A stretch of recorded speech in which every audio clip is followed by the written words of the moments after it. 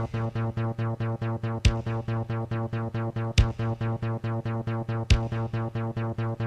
and welcome to the Film Pulse Podcast. This is episode number 213. My name's Adam Patterson. Joining me today, we got some Kevin Rakestraw. How you doing there, Kevin? Pretty good. This week on the show, we'll be talking about Jason Bateman's latest, The Family Fang. I'll also be giving my spoiler-free thoughts on Captain America Civil War. Kevin couldn't be bothered. He's like, I couldn't be bothered to see that shit. I'll check that out when it comes out on the DVD, and I can watch it at home with my bathroom breaks and my cigarette breaks. The way it was meant to be seen, folks. Exactly. That's what cinema's all about, okay? Multiple bathroom breaks and smoke breaks. Mm-hmm. Exactly. Nice. And that one time that you had to pause it just to look something up on the internet real quick. Because it just popped into your head. You're like, what was that show from 1993 that I always watched? Those are the joys of watching at home, for sure. That's how it is. We'll also be talking about some of what we've been watching on the watch list, movie predictions, new on video on demand, Blu-ray releases. First up, let's start things off like how we always do with some news. Got a number of things on the list today. First up, Justin Lin is set to direct Space Jam 2. Oh, I thought that was a joke. It was not a joke. That was the real thing? LeBron James will be starring in Space Jam 2, directed by Justin Lin. Oh, okay. Now, Justin Lin he's doing the Fast and Furious movies now, I believe. He took over that, right? Okay, yeah, that's me. Dude, I'm totally up on all the Fast and Furious movies. I mean, yeah. I know that he did, I think he started at part 3, and he directed 3. 6? He did 6. He did 6. Yeah, he did 5? 5 and 4. Yeah, and 3. Damn. So he did 3, 4, 5, and 6. Watch out. I think it was James Wan that did 7, and maybe he's doing 8 also. That's right. Star Trek Beyond. That's what he moved on to do. He's doing the new Star Trek movie. And apparently one of those Bourne sequels. Yeah, I don't know what that's all about. And an Untitled Shaolin Temple remake. Oh, that's cool. Watch out. Yeah, I'm cool with that. Justin Lin, remember Better Luck Tomorrow? Mm-hmm. Loved that movie. Big fan of that movie. Now look at him. Now he's doing Space Jam 2. I know we talked about it before, and I just don't understand. Hate it, man.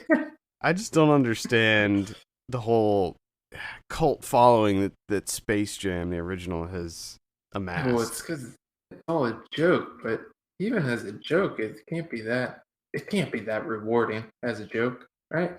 It's a bad movie, I'm sorry. It's bad. What do you get out of being, like, ironically liking Space Jam? I don't know. What do you get out of that? I don't know. Don't know.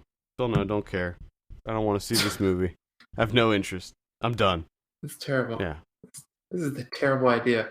I want to know how much money. Because even me, as like someone that I could use a lot of money. If they came to me yesterday and they're like, "We want you to direct Space Jam 2 for $4 million," I'd be like, "No, thanks. I don't want that to happen." Yeah, I don't know. Especially for someone like him, he's already in the Fast and Furious movies and the Star Trek movie. Like, yeah, he's already established. You already got to be breaking it in. Yeah, he's already made it. No need to go on to do something like this. I just can't see in what world this would be good. There's just no way it's gonna be good. It won't happen. Be terrible. It will not be good. You know, some movies you don't really know. You go either way. Some movies you think are probably going to be bad, but you're still hopeful. You still have some hope left in you. Space Jam 2 will not be good. Mark my words. It's going to be terrible. No.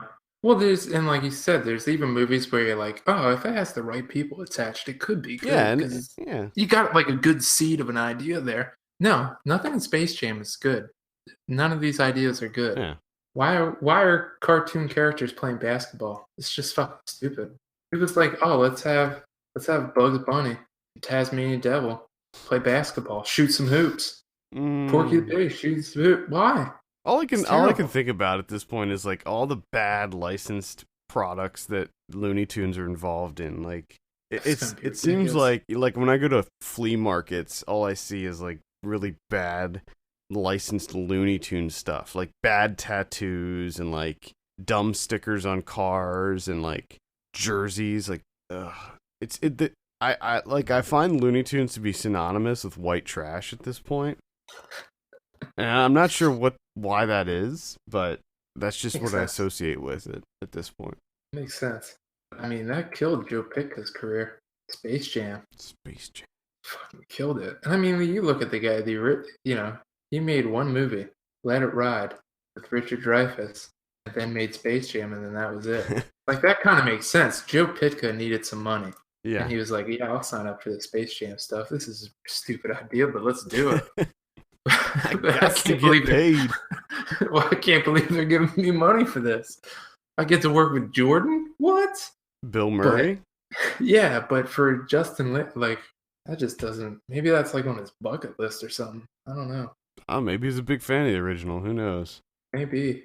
Lifelong dream to direct Space Jam 2. His whole office is just nothing but Space Jam memorabilia. I wonder if they'll get R. Kelly to be involved in the soundtrack. Oh, God, I hope so. And make it even better. All right, moving on. Adam McKay is going to be directing in the film adaptation of Irredeemable, which was a comic book series. I believe it was written by Mark Waid. I was a big fan of this comic book series. It's a lesser known series published by Boom Studios. Yeah. Basically, the comic book is about a Superman-like being who he gets so stressed out with the task of keeping the world safe that he cracks and goes insane and just starts killing everybody. Oh boy, makes sense though. Yeah, exactly. And that's interesting. Yeah, it's a really, really great series. Very adult. It's very dark, but it has this kind of black streak of comedy throughout, where it's evil and it's everything seems wrong, but it's also very funny in a lot of ways. So I think Adam McKay directing this could be a good choice.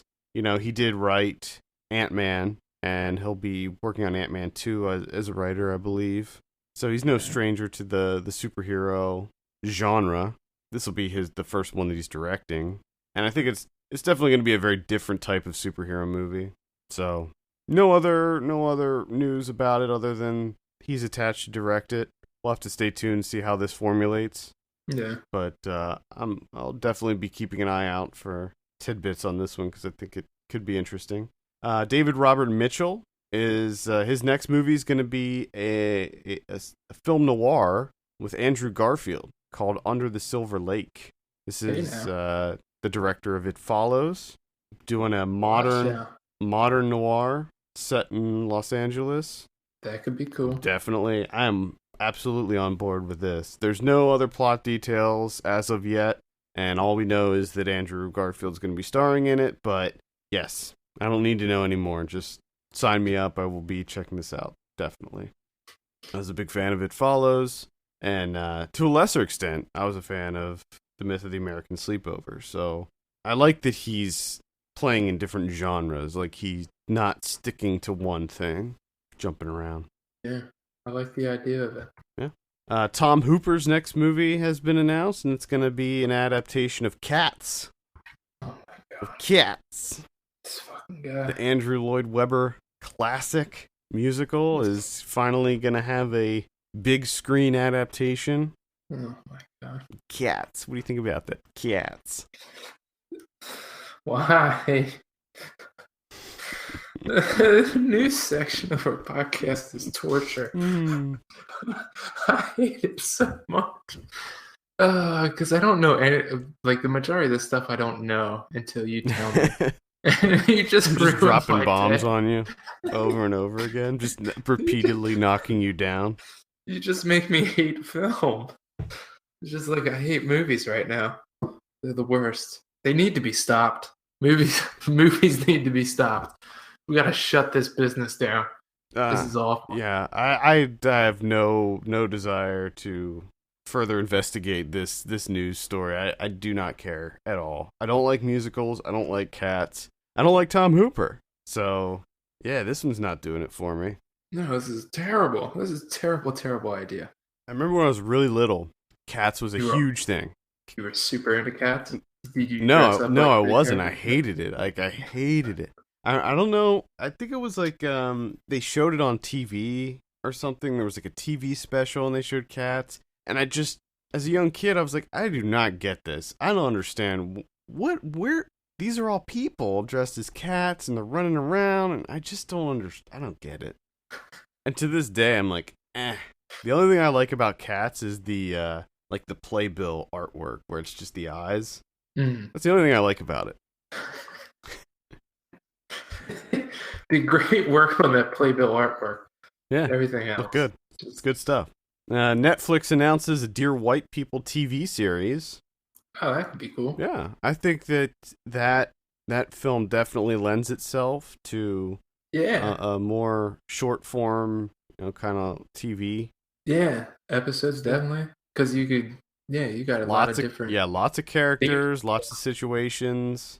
So Justin Simeon will be involved. I was a little. I don't know if he's going to be directing all of the episodes or some of them, or he's just. I mean, usually the way that it works with TV shows like this is like they'll direct the first couple, but I don't know. With Netflix, it's a little different. Like David Wayne directed all of the Wet Hot American Summer episodes, so I don't know how it's going to play out, but he will be. He's going to be creating the show in some capacity. So what we don't know yet is if the cast from the movie is going to be in the show or if it's going to be a completely different thing. Okay. As of now, what we know is that it's going to take place in the same school. So it's going to take place in that Ivy League school, and it's going to focus on a group of African American students in that Ivy League school. Whether or not it's the original cast, I don't know. It might be different actors playing different characters. I doubt that they would have different actors playing the same characters from the movie because I don't. They might just start. Something. Yeah, it might be a whole new group. It'd be like, Dear White People freshman class. Yeah, it might be like it might take place like 4 years after the original one or something, and it'll just be a whole new class of students. Which that could be fine. I'm sure that'll be fine. Because I think it would be interesting to see how the events of the film shaped the future and how, the new class coming in perceives the school and everything. So it might be a cool idea. It's almost like a sequel. Yeah. But I don't know. That's all speculation at this point. Radiohead's new album. Hey, that came out. Now you're a big Radiohead fan. I am, yeah. What have you heard the album? No, I haven't heard it yet. I haven't heard it. I heard like 2 tracks. I did. Yeah, that's the ones that they came out with videos for were the only ones that I heard. Okay, and the reason that I'm mentioning is because Paul Thomas Anderson directed one of the videos for Daydreaming. Did you watch the video or did you just hear the song? I did watch the video. The video was pretty cool. I mean, it didn't wow me. Yeah, but that was the thing. I thought it was the only way that it even like it didn't really look like a Paul Thomas Anderson thing. I mean, I wouldn't have known it was him unless I knew ahead of time going into it that he directed it. It wasn't anything spectacular, but I mean, it was good. It just wasn't like, oh, whoa. Yeah, I hear you. Did you get a chance to, how P.T. Anderson sent out the actual film of it to certain theaters? Yeah, I heard about that. So like some of the Alamo Draft Houses, and there's a couple theaters here in the city that actually screened it on 35 millimeter. Which that has to be pretty cool. Yeah, that's definitely cool. I think that needs to be done more often. Or I guess at least the next time I go to a film festival, I should check out the music video section. There's usually not that many. Yeah, I'm just thinking if I go to like South by Southwest again. Yeah. So I think it would be fun to see some music videos in a theater. Oh yeah. I keep meaning to post more music videos on the site because I want. There's so many. Like I go on Vimeo usually every other week or so and just kind of go through the music videos, and there's so many good music videos these days. Like I mean, it's like these videos, the people that are directing these music videos, we're going to see them be making movies in a couple years. I mean, this is like, it's just definitely a stepping stone for a lot of people. And I think that it's, important to have some of these music video directors on our radar. Well, it's just like a playground. Yeah. You can do whatever you want. And these videos, a lot of these music videos look so good. Oh, they're incredible. Yeah. Nothing like getting stuck in the old music video cave. Oh, yeah. I set aside time to do it. Like 3.5 hours later, you finally log off. Like, wow, I just watched like 120 music videos. Yeah, I set aside time to do it because I know what happens. So I have a time allotment. You block out your schedule. I do. Saturday morning, wakes up at 8 o'clock, brews himself a pot of coffee. It's always in the mornings, like on the weekend in the mornings when I'm like cleaning up around the house, getting laundry together, that type of thing. I'll do that. Have a cup of coffee, or just relax and wake up to some music videos. Do it. One of the biggest pieces of news that came out this week is that the upcoming Han Solo movie has cast its Han Solo with Alden Ehrenreich. Oh yeah, from Hail Caesar. He's going to be young Han Solo.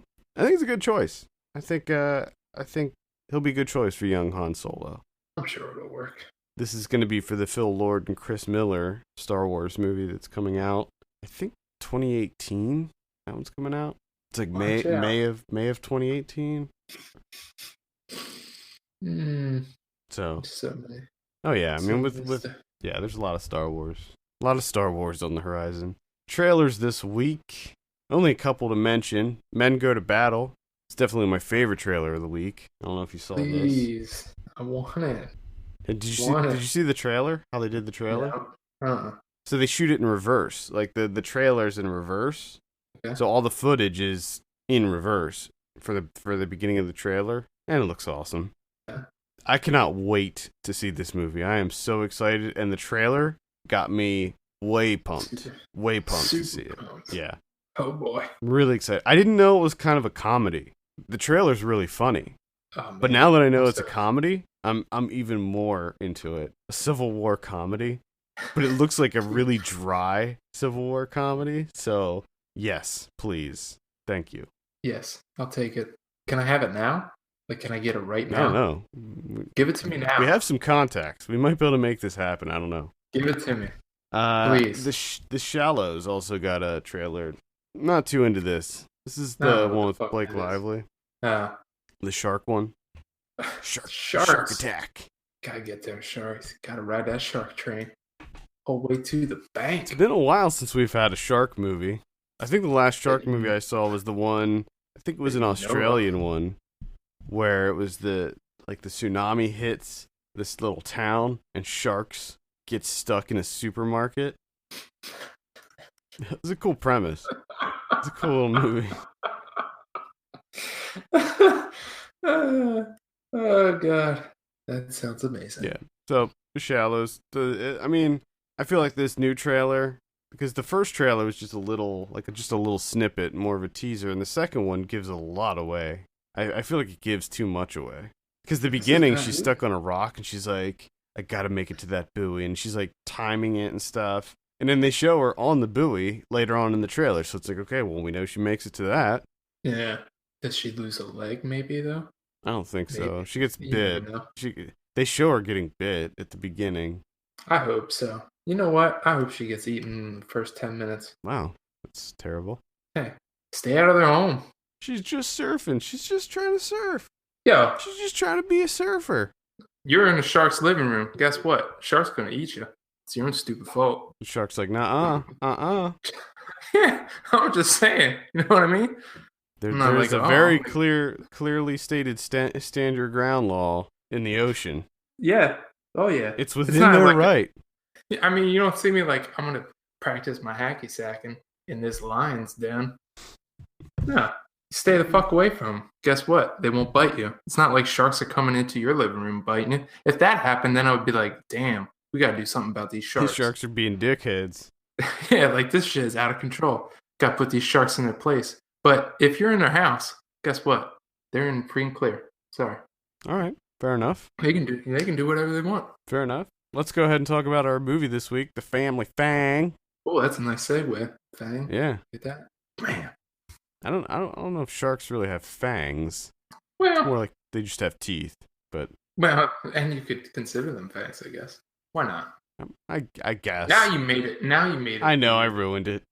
You son of a bitch. This is directed by Jason Bateman. I have a synopsis here. A brother and sister return to their family home in search of their world-famous parents who have disappeared. This stars Jason Bateman, Nicole Kidman, Christopher Walken, Catherine Hahn. Kevin, we'll start it with you. What did you think of... First of all, did you see... Because this is Jason Bateman's second film. Have you seen his first film, Bad Words? No, I did not. Okay. What did you think of The Family Fang? I think in terms of like directing, Bateman's skills as a director, I mean it's serviceable. You know what I mean? I don't think there's anything that really like stuck out at me that was like, oh boy, this guy's a talent. Watch out. But there was nothing that was like, oh shit, this guy doesn't know what he's doing. He's just, that kind of in between. But the film itself, it has its moments, and honestly, going into it, I didn't know what the hell this was about. I had no idea what this was going to be. There's some interesting things going on here with the whole performance art angle and kind of how the narrative plays out towards the end there, and it's like, oh, okay, this is going to be interesting the way they kind of explore this. But it didn't feel like they really went that deep. Yeah. And everything gets really implausible at the end. Yeah. And you already kind of know too, because you get to know their parents so well that you pretty much know how it's going to play out. And then you think, okay, so I already know how this is going to play out. I know once we get to the destination, I hope that there's some sort of deep exploration into, why did they do this and all that kind of thing. And there just really wasn't. It was just that one scene of them just letting it all out there. And then it's just like, movie over. It's like, what? Yeah. Like, what? Would we build up to that? Yeah, I think it definitely fizzled out at the end. I thought that it started off interesting enough because it was almost like a mystery. It almost sets it up as a mystery where, you have Jason Bateman and Nicole Kidman, who are brother and sister, Christopher Walken, and who plays the mom? Does play the mom. What? Marianne Plunkett. I like how she's like she's way down at the bottom. What the fuck? She's listed like number 15. Yeah. So anyway, you have Christopher Walken and Marianne Plunkett who play the parents, and they go missing. But the thing is, they are known for doing these kind of performance art pieces throughout their lives, and Nicole Kidman believes that this is another art piece that they're doing because the police find their car covered in blood, abandoned at a rest stop, and apparently there's a serial killer that's been killing people at rest stops. Jason Bateman thinks, well, maybe something did happen to them. We need to kind of look at that reality and consider that as a possibility. But Nicole Kidman sort of refuses to accept that.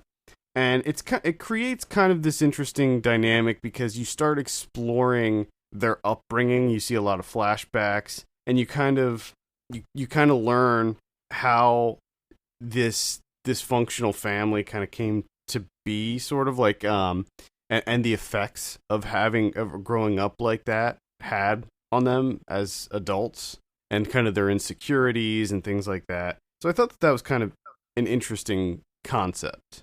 It was definitely definitely a fun take on the kind of traditional dysfunctional family dramatic comedy.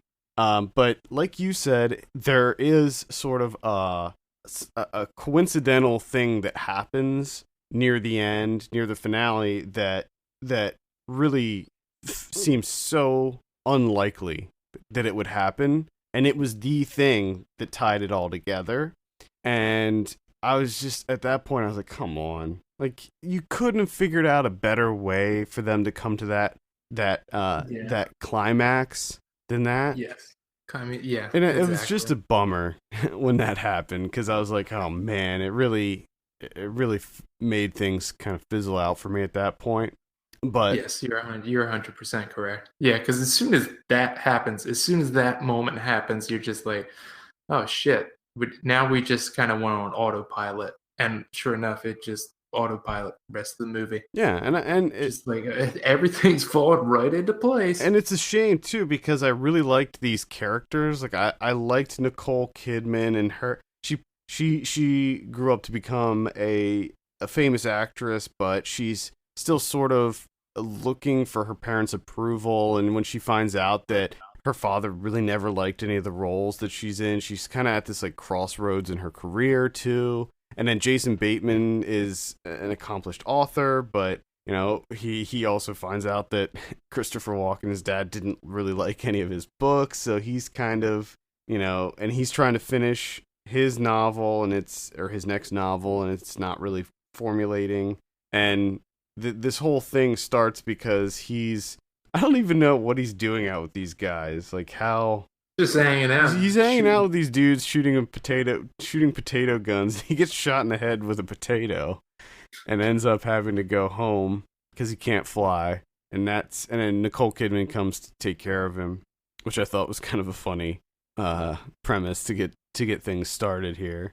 But I liked the whole family dynamic, and I liked the fact that you see these performance pieces when they're young. You see a lot of flashbacks of these various things that kind of fucked them up, and to see the ramifications of that for them as adults, I thought was interesting, and the struggles that they were having because of that. But also the dynamic between them and their parents, because when you see, yeah, that's the most interesting aspect because it starts off as you get like the flashbacks that started off right of them like doing their piece, and and they like, seem, oh my god, this it's just a crazy family, and they're just having exactly so much fun. It seemed like they were such a good family, like it seemed like their parents really cared for them and loved them and just wanted to have a fun time and kind of raise them in a different way than most kids get raised, and expose them to these these different things and have them understand art at a young age. But we learn that that's not necessarily what it was, like the way it played out. Because at first you're like, what happened here? Like, why do they hold such resentment for their parents, and why do they like seem to dislike them so much, when all that we've seen up until that point was them being seemingly great parents? Yeah. And then especially, it starts to, like, it's slowly the Christopher Walken character, the father, you slowly start to more and more learn that this guy is, just slowly over time, you're like, this guy is an asshole. Yeah, you learn that he's just a terrible, not only is he a terrible father, but he's a terrible husband too. And you learn that as the film progresses. Yeah, it's just like he's a terrible everything. And you're like, damn, this guy's like, he's abusive in a way that I haven't, I've never really seen before. Yeah. Like, this is a different kind of abuse. I mean, it's still it's a familiar type of abuse, but it's just done in a different way. But again, they don't, and I thought that was the angle that we're going to take here, because it starts to show more and more of his character being, controlling and manipulative and just, verbally abusive and that type of thing. And it's like, oh, okay, this is the angle we're taking. This is what we're working on. But then it just stops with that. We're just done. Yeah. Yeah. Which was really confusing, especially at the very end. Really, really confusing. It's just like, wait, what? Like, this guy's a complete asshole. Yeah. Well, no one's gonna say anything else. I mean, I guess I don't want to spoil anything, but I think that in that finale, Nicole Kidman, she kind of says what she needs to say, and they leave it at that, and that's the end of it. I think that she did the right thing in a sense. Like, she was, I can't say it. I'm getting too close to spoiler type things for the ending, but I definitely agree with you that I think that there could have been a stronger resolution to everything that was happening. I mean, you don't even need the resolution. Just maybe just like let's dig a little bit deeper in here, because it does seem like they bring up some good stuff that you think, okay, this is the path that we're going to travel down. This is what we're going to explore here. But then they don't, and he just kind of takes the easy way out of just like, oh, let's just stay surface level narrative here. Let's just keep riding it out until the end. We'll just do it the easy way. I would have, going back to the whole mystery angle, I would have liked to have them piece it together in like a more organic way, where like more of a digging into the past and trying to put the pieces together. And I think they could have done it in a more clever way than what they did. That was a little disappointing to me. It's also very just there was no rhythm to that, right? Like they're kind of like working on it, and it just kind of like it just goes on and on and on, and you're almost thinking like we don't have much movie left. Like what are we doing? And then all of a sudden it's just like, hey, we figured it out. Yeah. It's like what? Yeah. What? Happens very abruptly. Yeah. It to me it had kind of a Royal Tenenbaums vibe to it. A little bit. I mean, it's one of those things that I could definitely see. I could definitely envision this as a Wes Anderson movie. Yeah, no doubt. No doubt. If you see the trailer has even more of a Wes Anderson vibe. The beginning of this film definitely feels like a Wes Anderson homage, but I was okay with that. I mean, the poster too definitely looks like kind of a Wes Anderson vibe. I was okay with that because it didn't feel egregious. It didn't feel like it was completely ripping off his style. No, not at all. I think that Jason Bateman doesn't have a specific visual style necessarily, but it seems like that he does like to play with very, very conflicted characters. And in Bad Words, the character that he plays is a pretty bad person. Like he's just not a very likable person, and I think that he likes to explore that in people and make his comedies definitely on the darker side of things. Yeah, I just wish. I mean, the main thing, it's difficult with Jason Bateman because Family Fang it's nice in the sense that you get Jason Bateman being Jason Bateman, which is in its own way kind of, it's like a comfort thing. Mm-hmm.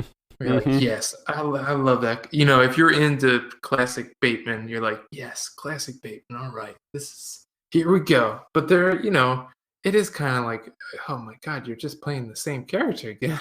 Like, let's branch out. Let's do something else.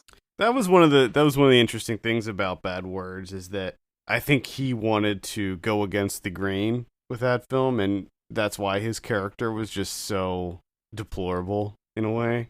But even as somebody who was not a very nice or caring person, I was gonna say he probably still plays it with the same Bateman beats. Yeah, yep, yeah. You still had that there, and it was like, even though he was not a likable person, you still kind of liked him because he's Jason Bateman.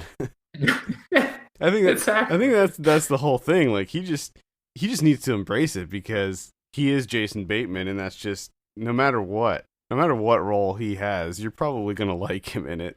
Yeah, that's unfortunate for some actors, because I'm that way with like Gene Wilder. Like he can be in a serious movie and I still think he's hilarious. Yeah, because Gene Wilder, even when he's saying serious stuff, I think it's funny. Yeah, because it's just the delivery for some reason. Bateman's got the same thing going on. He can't break out. That Bateman is in deep. It's not coming out, man. I think that this is a good step for him, though, as far as directing goes. I want him to continue directing interesting projects. I want him to continue working on this stuff. And it looks like this is based on a novel by Kevin Wilson, and I want him to continue doing this type of thing. I gotta say, I was a little trepidatious going in because I'm like, okay, it's Bateman directing. I saw the poster. I know it's based off of a book. And I was like, oh, I was just expecting this to be, generic. Yeah. I thought it was going to be really, really generic. Yeah, that's what I thought. But I gotta say, I was pleasantly surprised. Yeah. I mean, it didn't wow my socks off or anything, but it was enough that I was like, oh, okay. Yeah, I thought it was light and entertaining, and I enjoyed myself pretty much throughout the whole thing. I mean, obviously I have some criticisms with it, but overall, I had a good time with it. I think they just played it a little bit too safe. I agree. Yeah, I agree. I think they, Take I, risk. I do think that they could have gone deeper with these characters too. All of them really, because they touch on things. You know, they give you a little bit of backstory with Nicole Kidman, Jason Bateman, and then the mom too. Like they Yeah, hint at things with the mom that you wanna go into that more. You want to explore more exactly. of the kind of effect that he had on her and the kind of you know repressed artistic qualities that she has. Yeah, because their paintings are fucking awesome. Yeah. I want that movie. I want I want the movie about her painting. That's what I want. Mm, yeah. Yeah, yeah, exactly. Because they bring up these two things, her with her painting and that kind of being suppressed and everything, and then the Christopher Walken side of it, the father being controlling and manipulative, and then what you find out of like what he actually thinks about his children and using his children in his art is just like holy shit. We opened up a whole can of worms here. Because that, I mean, that raises the question of, does he really even care about these kids? Is he exploiting them? Is he exploiting his own children for his art? And it's like, is he the talent behind this, or is it really the kids? And he's kind of just riding off the coattails of the kids, because the whole point of his art is it's not the piece itself, but it's the people that are viewing it and capturing the reactions of the people that are witnessing these various things that they're doing. And it's like, that all of these reactions that he's capturing are because of the kids, and it's like, it really makes you wonder what's going on with that. And I think that is an interesting concept to delve into. And they do touch on it. I mean, they talk about it. They directly talk about it in the movie, but I think that it lend itself to more Oh yeah, deeper. because and then again, level. it's not brought up until I don't know the exact time, but to me, it felt like there's only like 15 or 20 minutes left in the movie. We spent all this time, we finally get to a worthwhile destination. That it's like, okay, yeah, this is worth exploring. Let's get into it. Oh shit, we only have 15 minutes left. Oh, the movie's over. Yeah, I mean, Damn it. they get almost all of it out in one interaction at the end, towards the end. Yeah, and it's just like that should have been your movie. Like everything else was just laying groundwork that really didn't need to be laid. Yeah, yep, I agree. All right, final thoughts on the Family Fang? It's alright. It's alright, Family Fang.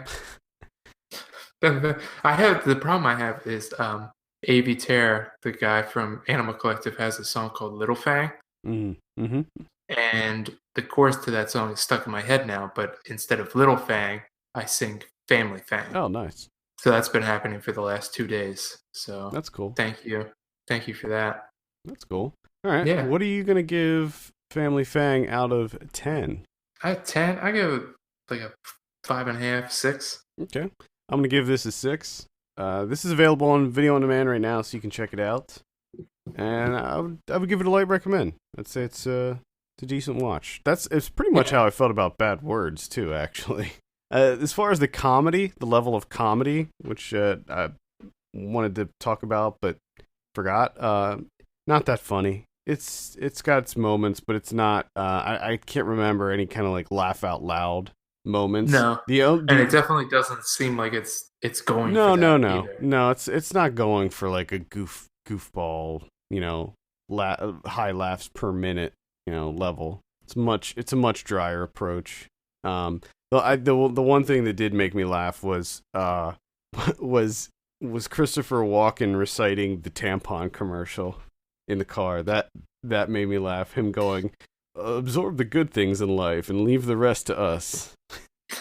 I just thought that was so funny. Then when he calls out his mentor and he calls him a fat fuck. Yeah, I did like the.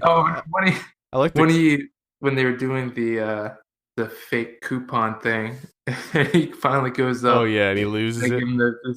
And I love the way that he was calling the people fools. Yeah, like you're a fool.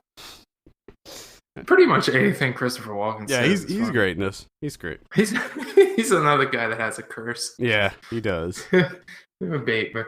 This is a good role for him, though. I feel like Christopher Walken, within the last few years, he's really been hit or miss with the type of roles that he's had, and I feel like when he's on though, yeah, he is on. yeah. I think that this was a good role for him to really get into, and I like the scene when he shoots. Well, that wasn't him, but the scene when his character shoots the guy with the crossbow. That was funny. Crossbows popping up in all these movies. Yeah, yeah. Even when you're least expecting it, boom, crossbow. Yep, yep. All right, that's the Family Fang, available now. Let's go ahead and talk about something we're watching. I'll start it off because I saw a big one this week. Captain America: Civil War. Oh God. Directed by Joe and Anthony Russo. Oh boy. So I'll say this.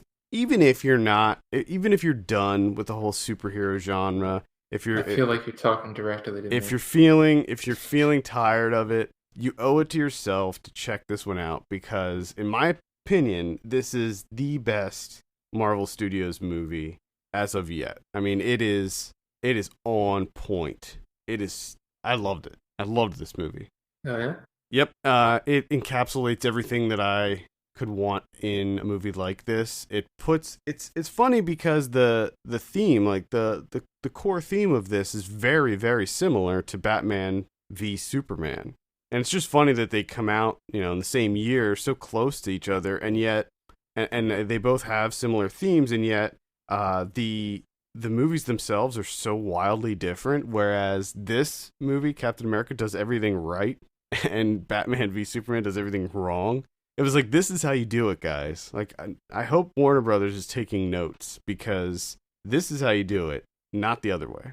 It's a lot lighter. It's funnier. There's like more quips. It's brighter. You can see what's going on. The action scenes are actually fun, and you can tell who's fighting who. There's no crazy shaky cam, and it's all done at nighttime, and it's so dark and brooding and serious. Like, this is a comic book movie, and I pretty much loved every minute of it. Now, one thing to note going into it, for you specifically, it's long. It's Marvel's longest movie yet. It's 146 minutes, so it's an investment. But the action sequences are unparalleled. Like, there's nothing. These are the best action sequences in any of the superhero movies. They're so much fun, and they did a fantastic job of giving each of these characters adequate screen time. I mean, this is a Captain America movie, and you know that it's a Captain America movie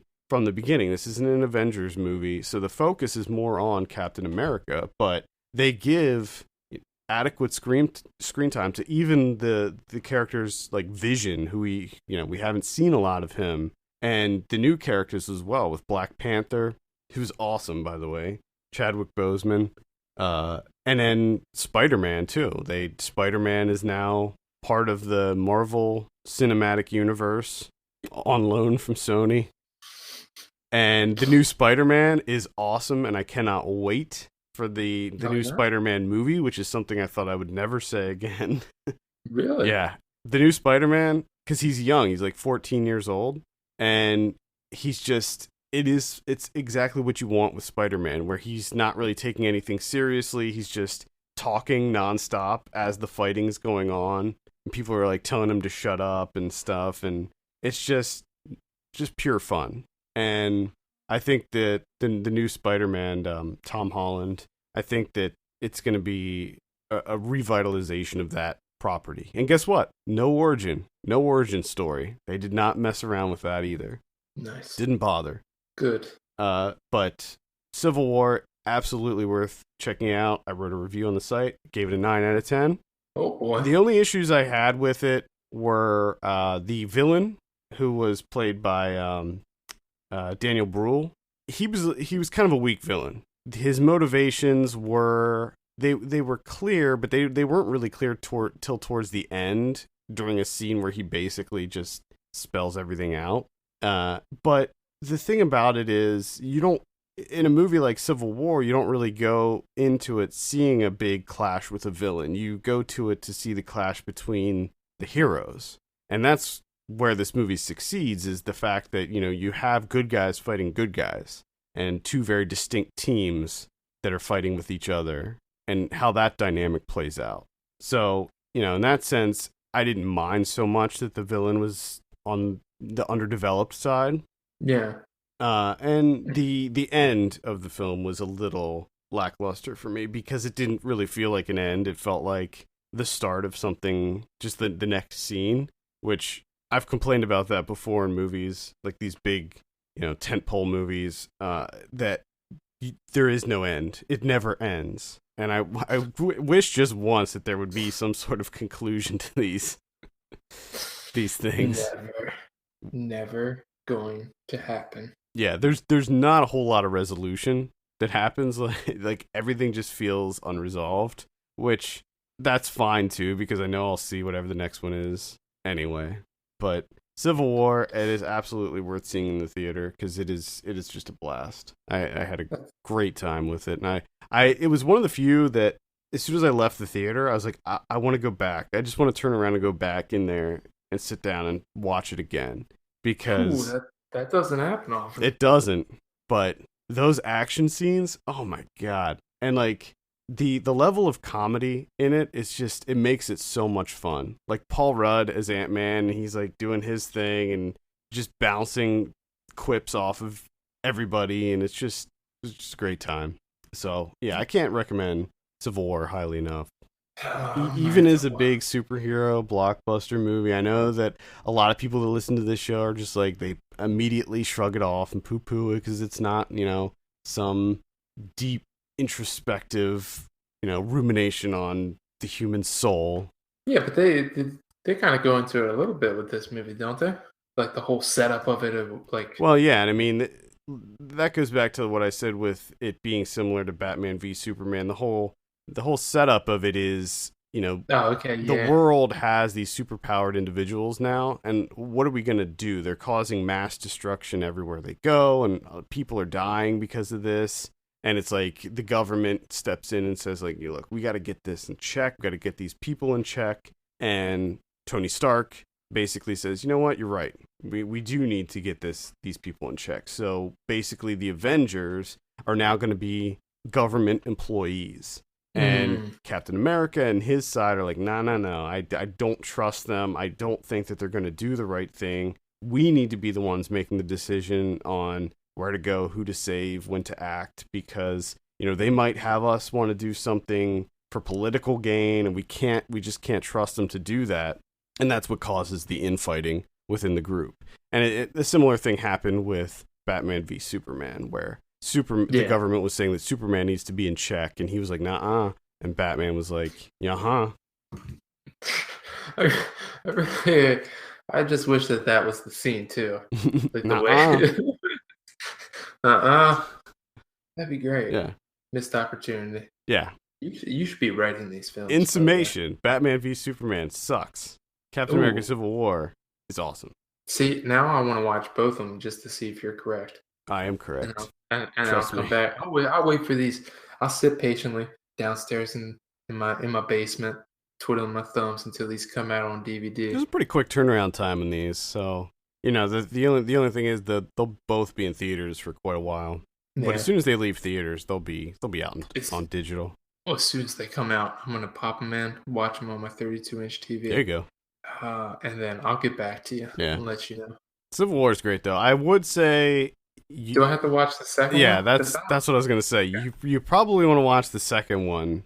You don't need to really worry about. I mean, although it is a Captain America movie, there are a shitload of characters in this, and things that happen in Avengers 2 carry over into this, like the introduction of Vision, for instance. Like Vision was a character that they introduced in Avengers 2, and he's really funny in this. He was in this a lot more than he was in Avengers 2, and they kind of developed that character a little bit more. And he's really funny. Like everybody was really funny in this, and that's one thing I appreciated so much, is that I was like legitimately laughing out loud at a lot of the stuff that was going on. It was a good time. and it was exactly what I wanted in a comic book movie. But yeah, I would say check out Captain America 2, which is that's a great movie too. So I don't think you're gonna hate your time with that movie. Okay, looks like I got some Captain Americas to watch. Yeah, it's good stuff. I watched Lady Snowblood from 1973. Oh. Some Lady Snowblood. I just saw this when it came out on Criterion a couple months ago. And my interest was already peaked back before then. But then after hearing what you had to say about it, I was like, okay, I gotta move this up on the old priority list. And I'm glad I did, because I enjoyed this. I enjoyed this so much. It's pretty over the top. And what I mean by that is every single time someone is cut with a sword, geysers. Their entire body is made of like femoral arteries. Yeah. Okay. They're not deep. They're right under the skin. It's just like a whole layer of femoral arteries, just a millimeter underneath the skin. And as soon as a blade touches it, blood geyser everywhere. Doesn't matter. It's shoulder, geyser. Chest, geyser. Leg, geyser. Geysers everywhere. It's just always geysers. And I don't know why, but I loved it. I don't know if that makes me a bad person, but at a certain point, like the first time it happened, I was just like, oh shit, okay. And then the second time, slowly over time, the more that I saw it happening, it got into like giggle fest. I was just like, oh, geysers. This is awesome. And so the only problem is like the action's kind of on the low end, really. Yeah, it is. I was expecting more, and especially the way this thing starts out with the whole, she's just walking down, and you got the snow coming, you got Lady Snowblood, so you're thinking, oh, this is going to take place in the snow. Love samurai movies in the snow. It's amazing. It's the best. That whole, the way that the first encounter unfolds, and you're just thinking, okay, this is what it's going to be the rest of the way, and I am in. I'm settled in. I cannot wait to see the rest of it. But then after a while, I gotta say, like through the middle, man, this sucker drags a good amount. I agree. I was just taking its good old time. But overall, I gotta say, pretty damn enjoyable. Yeah, it's got its rough patches, but the positives definitely outweigh the negatives, and the positives are sprinkled out enough that you don't completely lose interest. Right. Yeah. It's so funny when you go back and watch some of these original movies that were so heavily influential to Tarantino, because it makes you realize, like, oh my god, so many of his movies just directly lift things. Oh yeah. It's just it's crazy. And I don't think that's a bad thing, but it's interesting how he makes these kind of, mashups. Kinda. It definitely makes you think about it a little bit differently. You know what I mean? Yeah, I mean, I felt this because at first you were thinking like, oh shit, I thought that was really awesome, but he just like straight lifted. Yeah, like he just like, what the fuck? And like he does it with like characters too. Like when I saw, was it Switchblade Sisters, and just that movie and how influential that movie was, and it's just, I don't know, it's interesting. It's one way of putting it. I saw Unfriended from 2014. It's a horror movie. It's the one that it all takes place on Skype, via Skype. Okay, I gotta say, I'm pretty interested in this one because I've heard really good things. It was a lot better than I expected. I thought this was one of these deals where I was just kind of browsing through HBO Go, just looking for something to put on, and I saw this and I was like, you know what? I haven't seen this. I'll just put it on, whatever. I gotta say, I was pretty impressed with how they put this together. I mean, it all looks legit, and I've said it a million times before, but that goes a long way for me when the accurate use of technology is in a movie. And in this, the way that they use Skype is pretty accurate, other than a few things here and there.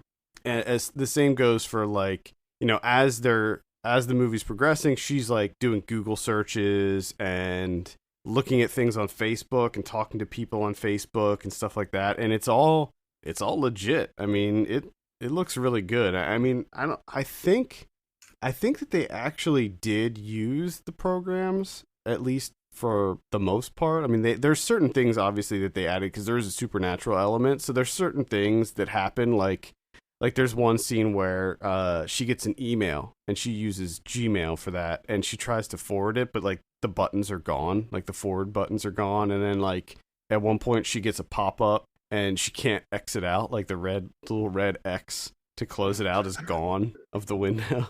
And it was just cool little things like that they incorporated.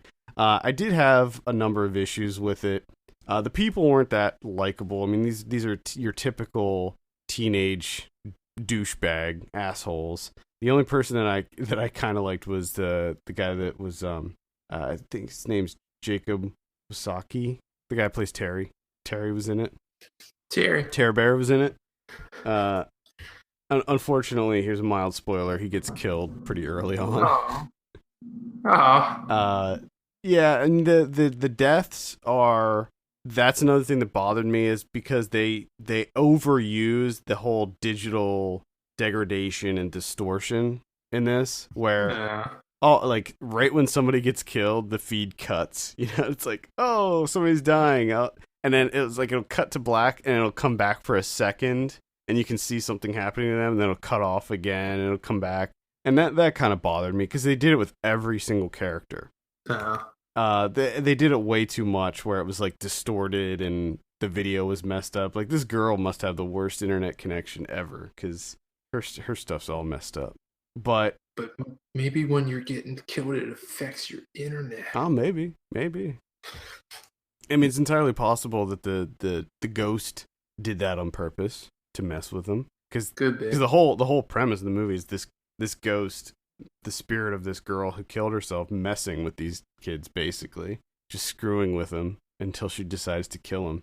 But yeah, overall I was kind of surprised with this one. It's certainly not without its flaws, but it is an interesting way to present a horror film, and it's also kind of an interesting take on the whole cyberbullying thing that's, you know, an ongoing problem with youth today. Yeah. So it's, you know, it's a cautionary tale as well that's actually done pretty well. I mean, I've seen a couple other movies that deal, like Hashtag Horror was one that came out recently that deals with the same kind of cyberbullying thing, and that did not do it very well. Same thing with a horror movie called Some Kind of Hate that came out a few months ago, dealt with not specifically cyberbullying, but just bullying in general, and I thought that they handled it very poorly as well. This handles it in a good way, I think. But it's just unfortunate that they didn't quite stick the landing with it. Mm. But you know, if it's available on, I know it's available on HBO Go. If it's like up on Netflix or something, probably worth checking out. It does the whole all online thing way better than any of the other movies that I've seen, which granted aren't many. There was like a short film that did it, and then there was the Nacho Vigalondo movie, Open Windows, and that did it very poorly. This one does it in a way that is believable. And from what I understand, they actually shot the movie in real time with the actors, and they were all in the same house, and each person was in a different room in the house, and then they all had their own computers. Cool. Yeah. So it's a cool little movie. Unfriended. Check that one out then. I was already kind of leaning towards it, but you just sent me over the edge. Good work. Just the horror tropes are there though. Like, so just be prepared. Gotcha. I watched Room. Oh, I have not seen this. It eluded me. Don't let it keep eluding you. Okay. Forever. I was planning on it, but till infinity. Wow. Room is, first, let's just throw it out there. Performances, good. They're good. I just looked at your score here. They're good. Brie Larson's good. Jacob Tremblay plays the kid. Good. Performances are good. Okay? I won't deny them that. And it's actually, it's almost more impressive performance-wise because of essentially what they're working with. what they're able to do, uh, and it works on an emotional level. But honestly, the narrative, that's always going to work on an emotional level. I don't care who you are, like what director, what kind of talent you attach to this, it's gonna work. Even if it's like a freaking Lifetime movie, it's going to work because it's a heartbreaking story to begin with. And I don't think, I mean, it takes like a special kind of talent to suck all the emotion out of that type of narrative. But I will say that Abrahamson comes close, because they don't do anything with this. They don't explore anything. It's just, I mean, it is surface level. And then even some of the dialogue is just awful. What he chooses to do stylistically with some of the scenes, just they don't work at all. It's just awful. There's a sequence where someone tries to, there's an attempted suicide. So we go to, just chaotic camera, which they had never really seen chaotic camera in the film at all up until this point. And then it's just like, okay, this is a really crazy time. Let's make the camera fucking all over the place. And it's just like, fucking Christ, dude. Like, you already got me.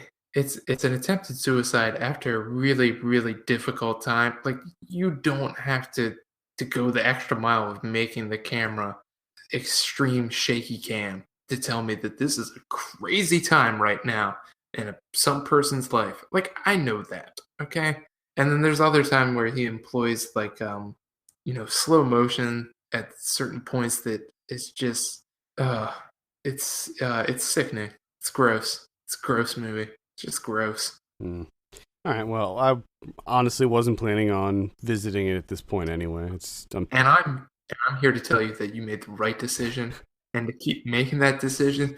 And you're making really good decisions, Adam. Just keep making them. Well, I don't know about that. I don't know about that. I saw Special Effects. This is from 1984. This is directed by Larry Cohen. Yes. I've been trying to see this movie for a long time, and I could not find it like anywhere. And then just on a whim, I did a search on YouTube and found it on YouTube. Oh my God, and I was like, yes, finally, Special Effects. So this movie, it's kind of interesting. It's a sort of a De Palma-esque thriller. It's about this movie director who he had a couple bombs. His career's in shambles, and he ends up sleeping with this up and coming actress, and he kills her. He ends up killing her. But he's like this super creepo, and he films all of the women that he sleeps with. He has a false mirror in his bedroom. So he ends up filming this murder, and he gets inspired to create a movie about the murder. And he ends up casting the woman's husband to play the murderer in the movie. And then they recreate the events leading up to her death. All the while, he's working with the cops to try to solve the murder that he perpetrated. Goodness. And it's just kind of a really interesting premise for a movie. I was really into it. I don't understand the motivations of some of the characters, like why you would be in a movie about your wife's death and portraying the murderer in your wife's death. Like, I don't really get why he would do that. Now, granted, the director guy he was kind of blackmailing him because he got him out of prison, because initially the guy was arrested for murdering his wife, but he got out. The director guy bailed him out, and he's like, well, I'll send you right back to prison if you don't participate in this movie. But just a really kind of weird, interesting movie. It stars Zoe Lund, who, if you are familiar with the film Ms. 45, she was in that. Very kind of an interesting actress. She's not a very good actress, but I don't know. She died very young due to drugs. And then the director's played by the guy from Law and Order. Can't remember his name. Anthony Anderson. Yep. No, Eric Bogosian. Oh, okay, yeah, yeah. And you do see his balls in one scene, so Oh, really? yeah, see his balls. I like how you then kind of like went into a hushed tone. Either way, I would definitely recommend checking out special effects because it is strange and interesting, and it's directed by Larry Cohen. So that's all you need to know. Definitely need that. And it's available, and you can watch it for free on YouTube. So check it out. Nice. What do I got? I watched that Lemonade. Mm. Watched the old Lemonade music video film thingy, whatever that is, hybrid, some sort of hybrid thing Yeah, going on. I don't know what you would call that actually. All I know is I call it awesome. Yeah. Fucking loved it. What a surprise, right? I don't give a shit what it is. It was a little bit rough going at the beginning because I love the way it started off, but I think once I think it's the second song that because it's all pretty serious during that first song, the first little bit, and then the music video song, and then the in between bit, everything's kind of serious, and then all of a sudden you hear that DJ air horn for the second song that comes in. It's just like a really rough transition that I was like, oh shit. Like, I hope this isn't like a thing that's going to happen often throughout this Lemonade viewing experience. But luckily, it was just that one time, and then everything settled back into being absolutely fantastic. I mean, good lord, and like me and you are really into rap, and I'm sure we've heard our share of like diss tracks over the years. Like, I know where you're going with this. Rap music, any rapper that's ever come out with a diss track, they don't even come close to what this is. I know. Damn. Yeah. Dude, she fucking wrecks. It's the whole album too. The whole album. Oh my goodness. Like, honestly, if I'm Jay-Z, I don't know how the fuck you go out in public. Like, how do you show up? How do you even smile anymore? I don't know, man. Like, I don't know if I could smile ever again. Jesus. I would love to know the behind the scenes of this album. Oh, like, what? God. Like, is it all theatrics? Like, is it not? Because at first I was like, oh man, she's like, are they like, after this is released, is she going to divorce him? Like, is that what's going to happen here? Is this it? But then I'm like, well, maybe it's not even real. Maybe it's just, she's not specifically referring to him. But man, I don't know. And he's in it too, which is crazy. But I mean, I like it. It's really interesting because it takes that whole, because you have the music video parts of it are extremely personal, and it takes that whole, that follows like a whole entire narrative, right? If her like finding out, being really pissed off, letting him fucking have it for like 6-7 songs.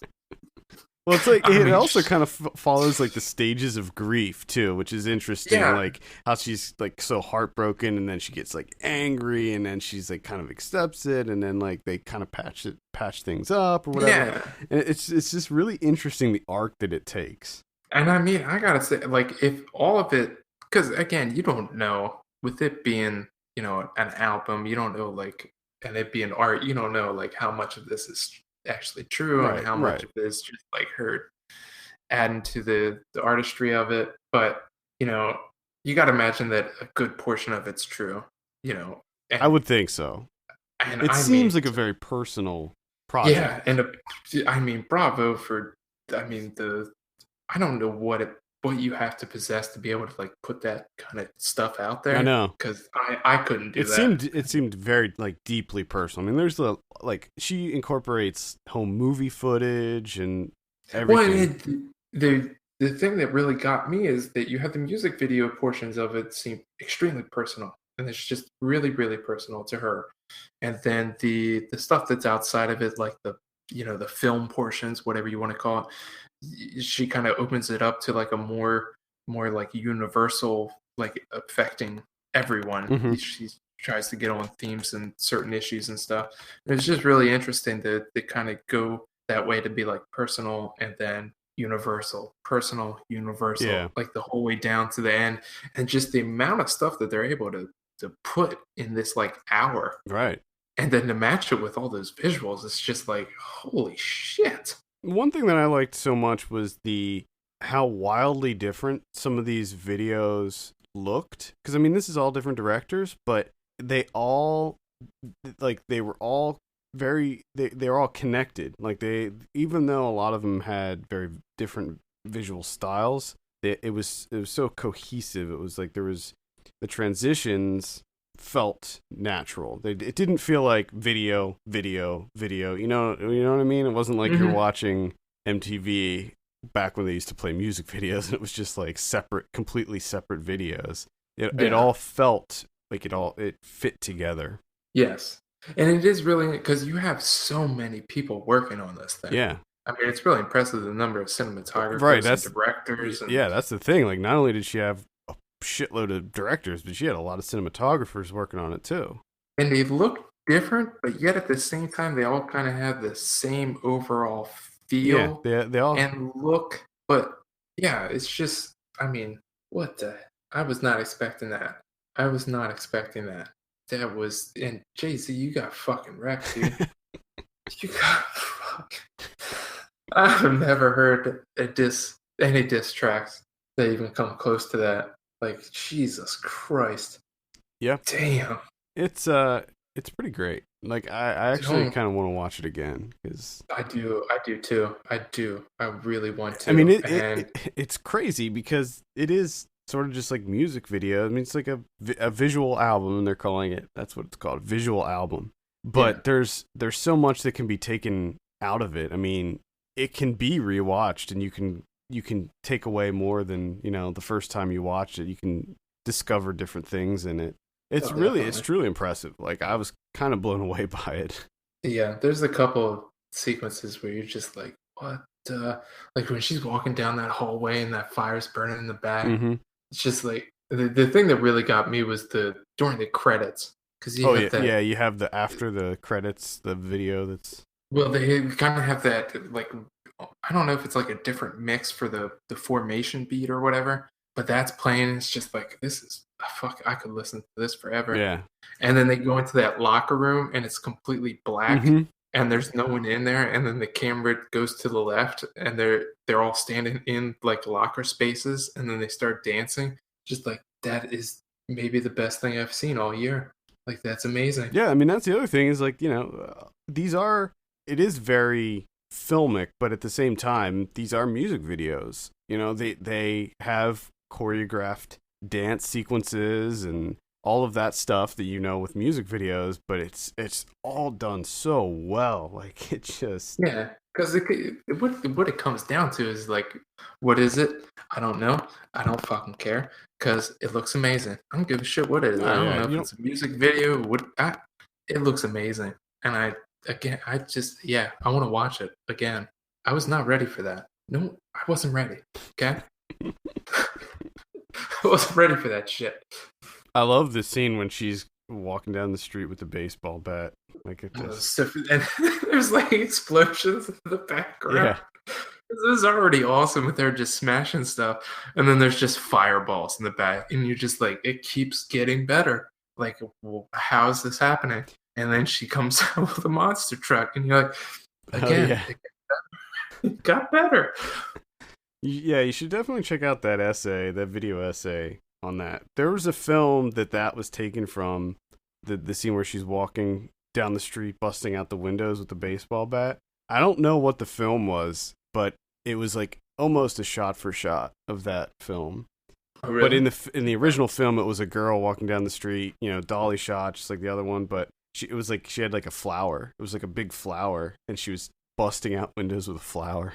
Oh, that's awesome. Yeah, I don't know. I'm going to have to research and figure out what movie that's from, but yeah. I loved it. Lemonade is fantastic. Yep, I agree. If you haven't seen Lemonade yet, seek it out. I think it's available on iTunes. I don't know at this point, but I'm sure it'll be out there. I'm wondering if they'll release the videos like separately. I'm guessing that they'll release them separately online, like on Vivo and stuff. I would like to see it with just the non-music video portions.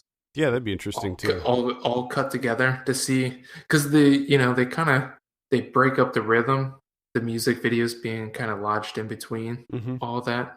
Yeah. So I would definitely watch that. Yeah, definitely. I saw a movie called Bite. Came out this weekend on VOD. It's a horror movie. It's a body horror movie, which I like body horror movies. Didn't like this one, though. Felt a lot like that terrible Contracted movie that I saw a couple years ago, where it's about a girl who goes on her... she has a bachelorette party with two of her friends in Costa Rica. She gets bit by some sort of bug or something. You don't see what it is. It's in water. And she undergoes a transformation that basically turns her into some sort of creature. The big problem I had with this movie, just like Contracted, is that she comes back from her trip, and she has this giant open sore on her thigh. It is disgusting. It is like the most horrific thing you've ever seen. She doesn't go to a doctor. She doesn't go to the emergency room. She just lets it go. And it's like spewing pus. It's causing her to like uncontrollably vomit. It's giving her some kind of super hearing. Like she can hear things that are really, really far away. And eventually it gets to the point where she does call a doctor, and the doctor's like, yeah, it sounds like you have an infection, put antibiotics on it, blah, blah, blah. And it gets worse, and it's like, okay, you're not going to the emergency room now? You're not going to the doctor. Are you serious?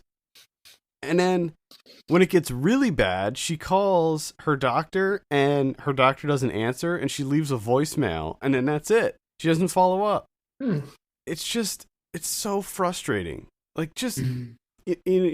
like I get that you don't want, because it would be a very different movie. Because if she did go to the hospital or whatever, they'd probably quarantine her and bring in the CDC, and it would just be a whole different thing. But you have to come up with a better way to justify her not getting help. Yeah. Because it was nagging on me the whole movie. Now it is very gross. Like, I mean, it's definitely a movie designed to gross you out, and it succeeds. It's really gross. Because you said open sore on the thigh, and I was like, no, I ain't watching that. Yeah, well, she's in one scene, she's having sex with her fiance, and he's like holding on to her thighs. Like she's on top, he's holding onto her thighs, and it like explodes in his hand. And he's got this like goo all over his hand. Come on now. Needless to say, it killed the mood. Come on now. You wouldn't be doing that. Exactly. I definitely would be doing that. It's pretty bad. I mean, the effects work is good. I mean, it is very gross. Lots of vomiting and lots of ooze and goo, and there's these like egg things. These like kind of these like transparent egg things that are just everywhere, and they pour out of her mouth. They pour out of her crotch area. They're just everywhere. And then eventually they're just like lining the walls of her apartment with these eggs that are constantly oozing. Of course, it wouldn't be a body horror movie without her eventually ripping off her own fingernails, because that happens. I like you're naming all these things. Then you say that she rips off her fingernails, which doesn't seem like the fingernails don't seem to have any correlation to anything else that you've told me. Well, like why fingernails? Well, because her hands start to change as her transformation progresses. Oh boy. Like her hands, her fingers get like real long and kind of gross looking, and eventually her fingernails she just rips them all off, and that's pretty gross.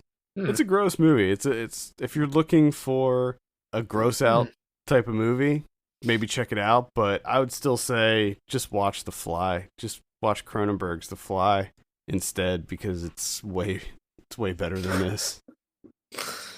I have a review for this up if you're interested. Yeah. I'm done.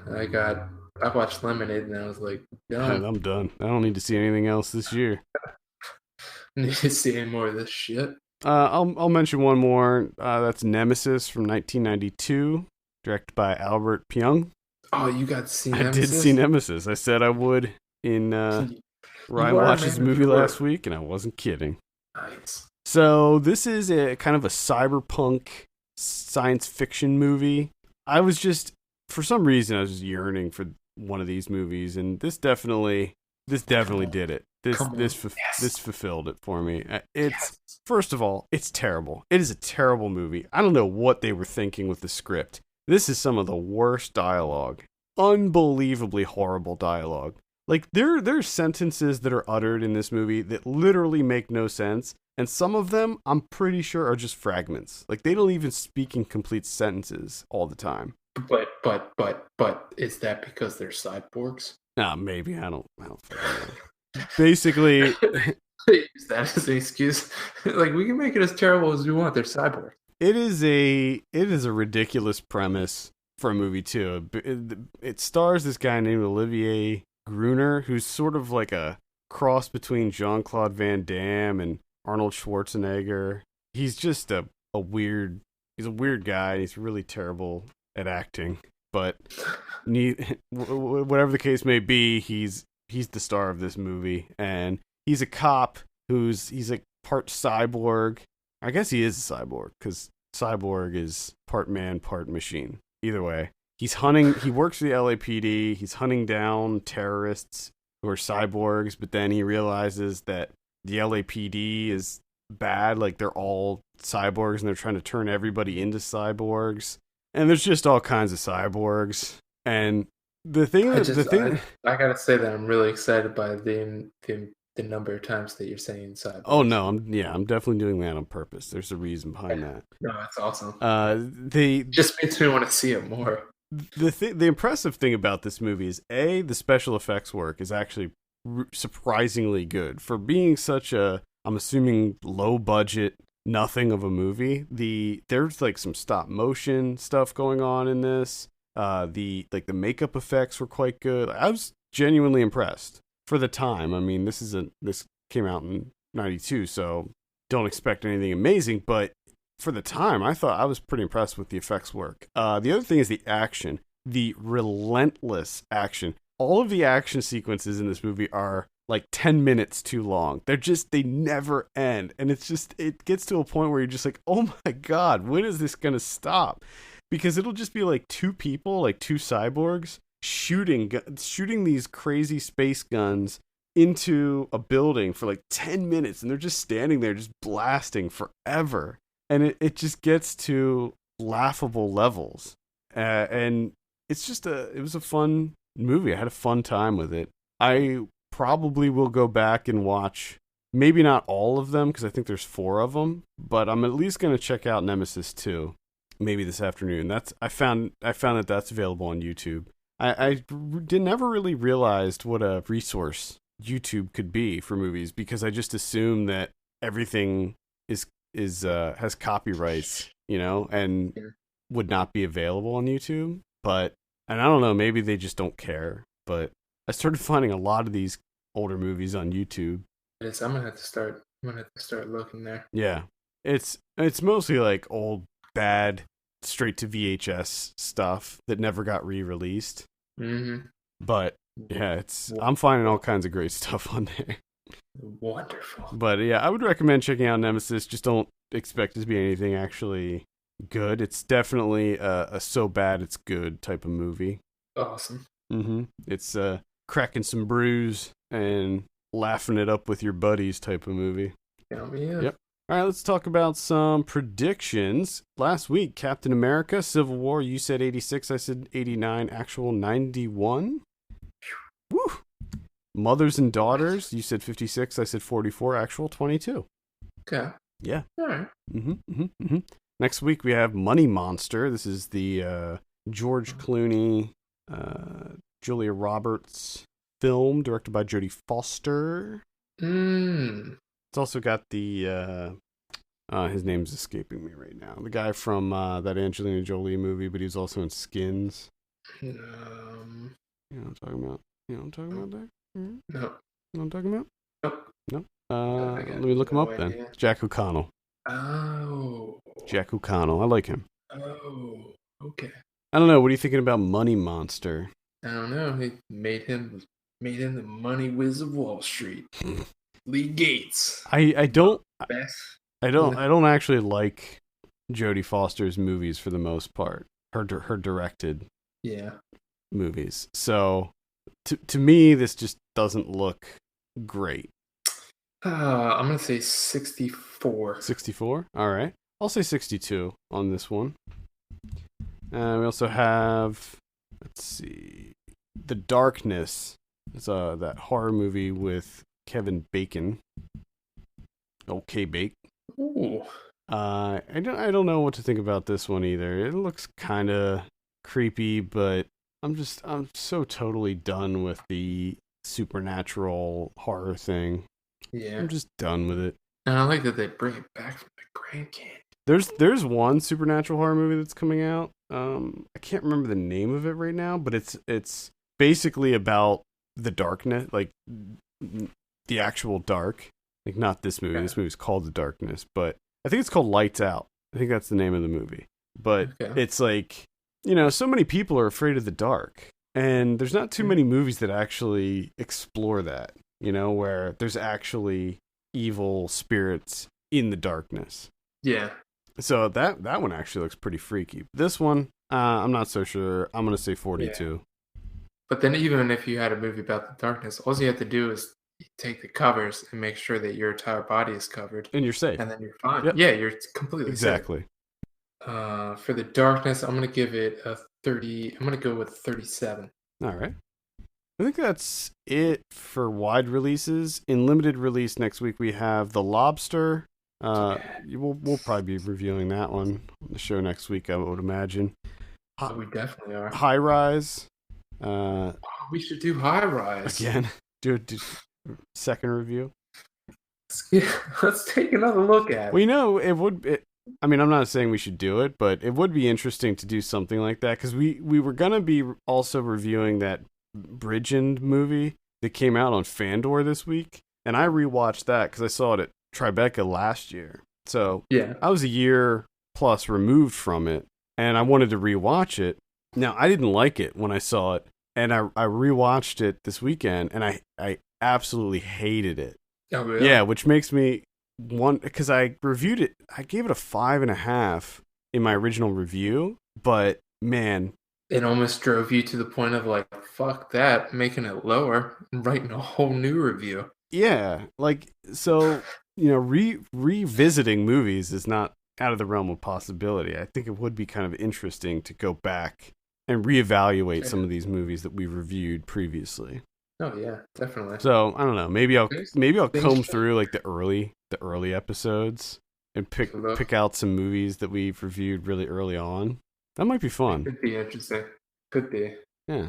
Also coming out, Last Days in the Desert. That's the Jesus movie with Ewan McGregor. Let's see, Love and Friendship. That's a period piece with Kate Beckinsale and Chloe Sevigny. Wait. Is that, what's it called? Love and Friendship. Yeah, Love and Friendship. That's the one, the Whit Stillman one. Oh, that's what I was wondering. Yeah. Okay. I've got some movie called The Trust with Nicolas Cage and Elijah Wood. Watch out. Search Party, which is it's a comedy with Adam Pally and T.J. Miller and Thomas Middletek. Looks pretty bad. It's got a 0%. Looks kind of like a Hangover ripoff. Got a new John Travolta movie called I Am Wrath, which looks amazing. Oh man, is he going the Cage route? It looks like it. It looks like it. Yes. Got a Tony Jaa movie called Killzone 2. Yes, please. Got Pele, Birth of a Legend. It's a movie about Pele. Okay. If you weren't sure by the title. Wasn't 100%. Got a Katie Couric documentary called Under the Gun. Yeah, that shouldn't happen. Yeah. What the fuck is this poster? Under the Gun? Holy shit. No, I Am Wrath. I know, it's amazing. Did they Photoshop his face? It looks like it. I don't know. It looks really weird. That can't be his fucking face. Can't be. I don't know what it is, but I love it. It looks like that. You remember when that woman was like, "Oh, I'm gonna fix that Jesus painting," and then she turned it into absolute shit? Oh yeah. It looks like someone tried to do that to Travolta's face. I don't know. I love the looks on his faces too. Like I'm on the Rotten Tomatoes, and the face on the still for the trailer is wonderful. Face on the poster is wonderful. All the photos, they're I wonderful. think we found our second movie for next week. Fuck yeah, we did. Stanley Hill, former Black Ops agent. Oh yeah, Christopher Maloney too. I'm wondering where he's been at recently. Let's see what else. Divine Uh, Access. It's I think it's a comedy. What We Become. This is a horror movie. It's a zombie movie, I think. Let's see. New Steven Seagal movie. I feel like Steven Seagal's been pumping them out recently. yeah. I feel like we He just has. talked about one with him. This one's called Asian Connection. I don't understand how these movies exist. You know, you see these like generic action movies, like the Steven Seagal movies. It's like, A, how did they get the money to fund these? And B, how do they keep coming out? Do they make money? Like, I just so many questions. They are raising a lot of questions. Yeah, that's pretty much it. Next week on next week on VOD. Let's see, we have where am I at? On the 10th, we have Well Wishes, Fursonas, which is that furry documentary. I saw it, or was that Slam Dance, I think. I didn't like it. And The Devil's Woods. And then on Friday the 13th, we have What We Become, I Am Valente, which is a documentary about a skateboarder. Kind of interested in that. He's like a homeless skateboarder in, I want to say, Africa. And then that's it. I have What We Become twice on the calendar by accident. I will fix that after we're done recording. Good work. Yeah, sometimes they get duplicated. I get a lot of additions to that, and I can't keep track of all of them. Sorry. Next week on Blu-ray, this is for May 10th, Tuesday, Deadpool. So there's like about 50 releases of Deadpool coming out. We got Deadpool 4K, got what appears to be a Steelbook edition of Deadpool, and then some kind of other special edition of Deadpool. So you can Deadpool your balls off next week. Oh my god. Got The Boy. Talked about that a couple weeks ago. Horror movie. Don't recommend that. What else do we have here? Synchronicity. That's that time travel science fiction movie that I don't recommend. Got Mustang. I do recommend that one. Yes, I would also recommend that. I was waiting for you to. I realized that. I was just like, Yeah, I figured you would, but I was like, okay, well, let me just. It took me a while. I figured it out. It took me a while. I was like, oh shit, that's a pause for me to jump in. Yeah, there we go. I'm still here. Let's see, what else do we got? That's pretty much it. Yeah, looks like a bunch of comedy re-releases. Wet Hot American Summer, Fast Times at Ridgemount High, Knocked Up, Happy Gilmore, Liar Liar, Bruce Almighty. It's a bunch of re-releases. The Jerk. Yes. Let's get a good cover. Fletch.